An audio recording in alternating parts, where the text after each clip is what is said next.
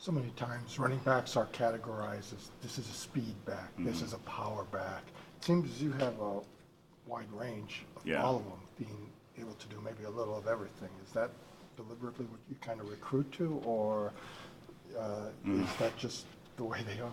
I think naturally you coach through your personality, so I think just the player I was as well, I think it comes out in recruiting as well. So I really am not looking for guys just to do one in particular thing. I'm looking for guys that either already have shown they can do it when we recruit them, or I see where they have the ability for me to coach them up to where they can contribute in the run game, in the pass game, run inside, run outside. So I don't want guys to be a one-trick pony.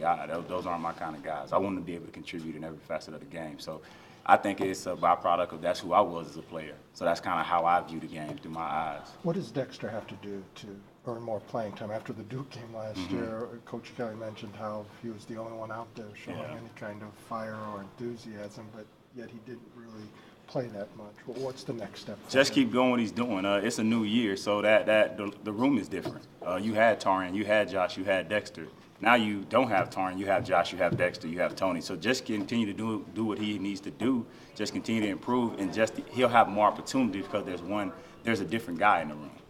How much is Tony pushing him for that next spot there? I mean, they're all pushing each other. Man, they're pushing Josh too. Nobody is set. And that's the beautiful thing about our room. No one is set. You got to come to work every day. I make that very clear.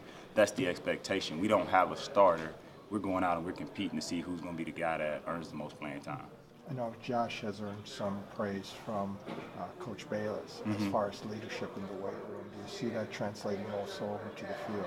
Yeah, well, Josh has played this is going into his third year. So, he's played. That's what you expect a guy that's been around and has been in the game in big-time situations. You expect him to lead, and at the same time, because the culture in that room, those other guys are pushing him, he can't become complacent either. Josh was kind of hard on himself a couple weeks ago. He said he didn't think he finished the season strong, but technically he kind of did, at least statistically. He had a great game against USC, a really good game against Virginia Tech. Where have you seen his growth? I know he definitely carries himself as a starting running back, and he has for a long time. Well, Josh is on the point because he's played. His progression is a little bit ahead of the other guys. What he meant by that, and that is what's the best thing about as he's been playing, is we don't play well if we don't win. And so if he wasn't getting it done, we're not going to look outward. We're going to look at ourselves and see what we can do better. So what he was saying is he didn't finish strong because he didn't do enough. If he would have did enough, and that's the way we all are, we would have won.